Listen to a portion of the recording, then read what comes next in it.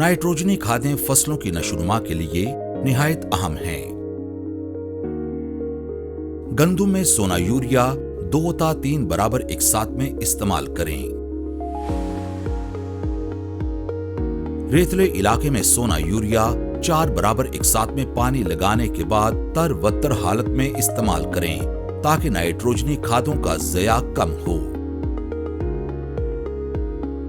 कमजोर जमीनों में फसल की हालत को मद्देनजर रखते हुए आधी बोरी यूरिया फी एकड़ मजीद इस्तेमाल करें।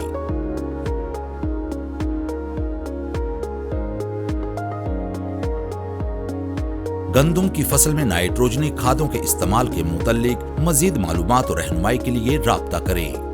मुफ्त हेल्पलाइन 0800 00332 या FFC की वेबसाइट मुलाहिजा फरमाएं।